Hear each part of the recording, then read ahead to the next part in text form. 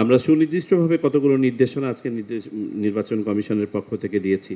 এক, নির্বাচনের পরিবেশ বিঘ্নিত করে এ ধরনের কোনো ধরনের কর্মকাণ্ড সহ্য করা হবে না এবং বাহিনী সমূহকে কঠোর নির্দেশনা দেওয়া হয়েছে যে নির্বাচনের পরিবেশ ক্ষতি করে এই ধরনের কোনো কর্মকাণ্ড নিরুৎসাহিত করতে এবং প্রয়োজনে বাধা দিতে যা করা প্রয়োজন তা তারা করবেন।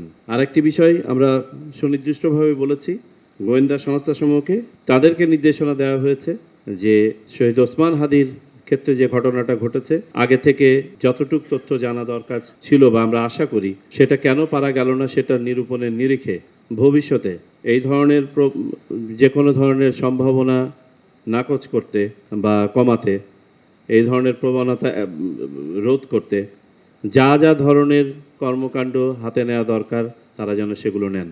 তৃতীয় বিষয় যেটা আমরা নির্দেশনা দিয়েছি যে এখন থেকে মাঠ পর্যায়ে যৌথ বাহিনী অপারেশন পুনরায় চালু হবে।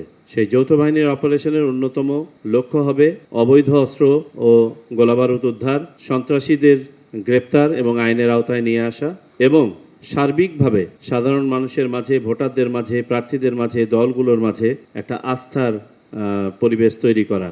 আমরা বিভিন্ন এলাকা ভিত্তিক চেক পয়েন্ট এস্টাবলিশ করে চেক পয়েন্ট অপারেশনের উপর গুরুত্ব দিয়েছি।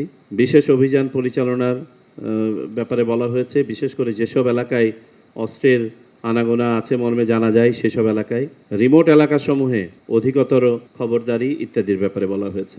নেক্সট বিষয় যেটা আলোচিত হয়েছে সেটা হয়েছে বিভিন্ন রাজনৈতিক দল প্রার্থী হিসেবে যাদেরকে মনোনয়ন দিচ্ছেন বা ইন্ডিপেন্ডেন্ট হিসেবে যারা প্রার্থী হিসেবে ইলেকশন করতে চাচ্ছেন তাদের নিরাপত্তার বিষয়ে আমরা আশ্বস্ত হয়েছি যে পুলিশ থেকে ইতোমধ্যেই একটা প্রোটোকল দাঁড় করানো হয়েছে এবং সেই প্রোটোকল অনুযায়ী যারা যারা নিরাপত্তা চাচ্ছেন সেই নিরাপত্তা ব্যবস্থা নিশ্চিত করা হচ্ছে। তবে এর বাইরেও যদি কেউ নিরাপত্তা ঘাটতি অনুভব করেন, কোনো সংবেদনশীলতা অনুভব করেন, তারা পুলিশের কাছে অ্যাপ্রোচ করলে যথাযথ ব্যবস্থা নেওয়া হবে। আমরা আচরণবিধি নিয়ে কথা বলেছি। জেনারেলি নির্বাচন কমিশন এতে সন্তুষ্টি প্রকাশ করেছে। প্রাথমিকভাবে যে আচরণবিধি অবলম্বনের ব্যাপারে সামগ্রিকভাবে কিছু ব্যত্যয় আছে, কিন্তু সামগ্রিকভাবে রাজনৈতিক দল এবং প্রার্থীদের সহায়ক ভূমিকা লক্ষ্য করা যাচ্ছে এবং এটার জন্য তাদেরকে আমরা সাধুবাদ জানাই।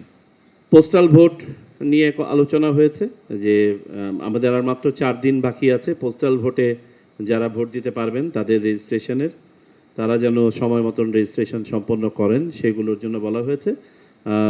আমরা হয়তোবা নির্বাচন কর্মকর্তা যারা আছেন তাদের জন্য যেহেতু টাইম লিমিট নাই আর তাদের নিয়োগটা যেহেতু একটু বিলম্বিত হয়েছে তাদের জন্য হয়তোবা সময়টা আর একটু বাড়িয়ে দিব। খবরের কাগজ, নিখাদ, নির্ভীক, নিরপেক্ষ।